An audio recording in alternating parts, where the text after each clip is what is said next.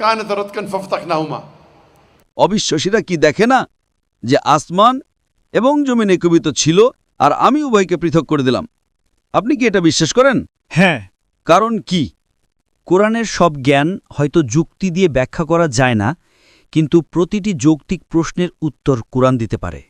কোরআনের সবকিছু যৌক্তিকভাবে ব্যাখ্যা করা যায়, আমি আপনার সাথে একমত নই, এবং সব যুক্তির উত্তর কোরআন দিতে পারে না, আমি আপনার সাথে একমত নই। আপনার দুটো কথাই ভুল। কোরআনের সবকিছু যৌক্তিকভাবে ব্যাখ্যা করা যায় না, বেশিরভাগই যায়, প্রায় সবই। হ্যাঁ, আমি আপনাকে একটি উদাহরণ দিয়েছি।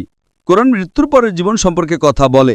হ্যাঁ, আমি তার উত্তরও দিয়েছি, আলহামদুলিল্লাহ। আমি বেশিরভাগ প্রশ্নের উত্তর দিয়েছি, কিন্তু আমি এমন যুক্তি ব্যবহার করি যা বিজ্ঞানের চেয়েও ঊর্ধ্বে।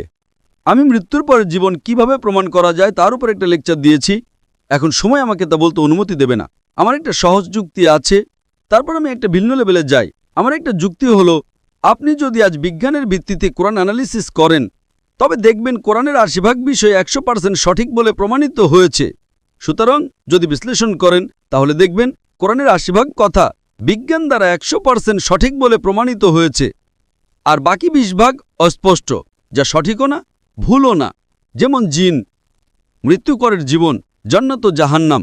সুতরাং যখন কোরআনের ৮০% ১০০% সঠিক প্রমাণিত হয়, আর 1% বা 0.1%ও ভুল প্রমাণিত হয় না, তখন আমার যুক্তি বলে, যখন ৮০% ১০০% সঠিক এবং ২০% অস্পষ্ট, যার মধ্যে 0.001%ও ভুল নেই, তখন আমার যুক্তি বলে ইনশাআল্লাহ সেই ২০% সঠিক হবে। সুতরাং এটা একটা যৌক্তিক বিশ্বাস, এটা যৌক্তিকতার উপর ভিত্তি করে প্রতিষ্ঠিত। আমি অযৌক্তিক নয়, যদিও কোরআনের কিছু অংশ যুক্তি দিয়ে ব্যাখ্যা করা যাবে না, কিন্তু আমার যুক্তি বলে যে বিজ্ঞানও এটাকে ভুল প্রমাণ করতে পারে না। সুতরাং এটা একটা যৌক্তিক বিশ্বাস।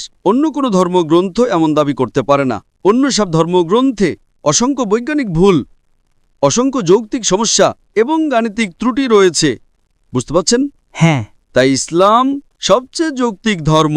কিন্তু আমরা কি সবকিছু যুক্তি দিয়ে প্রমাণ করতে পারি? আমাদের যুক্তি এখনো সেই পর্যায়ে পৌঁছায়নি।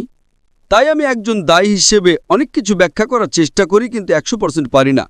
আমরা মুসলিমরা যৌক্তিকতা প্রমাণ হয়েছে বলে অনুসরণ করি না, বরং আল্লাহ বলেছেন তাই অনুসরণ করি।